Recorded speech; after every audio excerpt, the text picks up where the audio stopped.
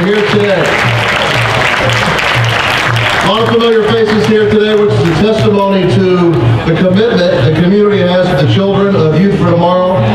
The resources are very valuable for our kids. As a trustee for Youth for Tomorrow, for several years I joined Coach Joe Gibbs, President Susan LaPierre, Dr. Jones, and all of our other trustees in expressing our gratitude to each of you who have helped make this all a reality. We really appreciate everything. The reputation of the work that Youth for Tomorrow does has become renowned. Children from 11 different countries have been admitted to YFT over the last 3 years.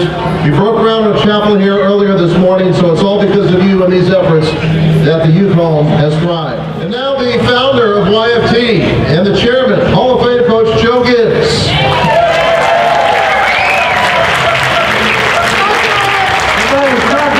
Everybody was talking about the weather this morning. When I was here, there was no practice facility with the dome.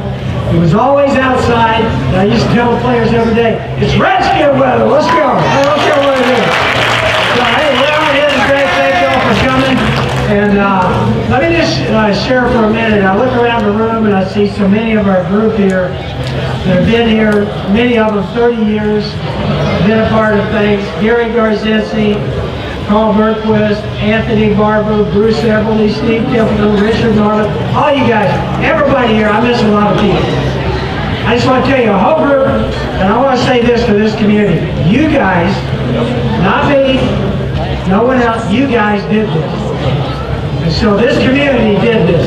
Some of you might be seeing it and hearing about it for the very first time. We welcome you. You may be somebody that can take us on with our vision. And so for everybody here, you're a part of this. And so we appreciate each and every one of you.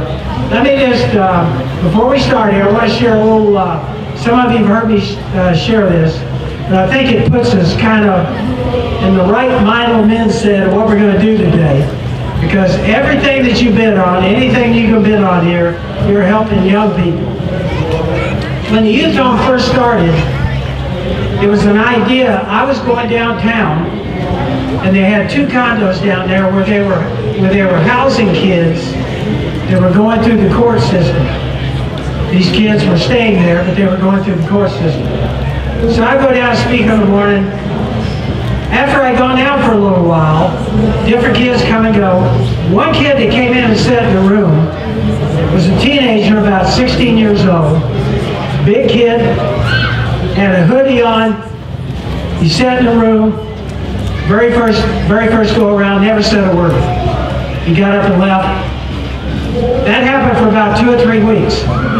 The 3rd week that he came, I happened to start the session off, and one of the counselors had their little girl there. She was about 9. And I asked her to read to me out of a book she was carrying around.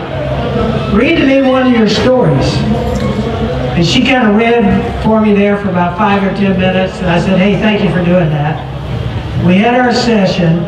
When the session was over with, everybody left, but this young man. Never said a word to me before.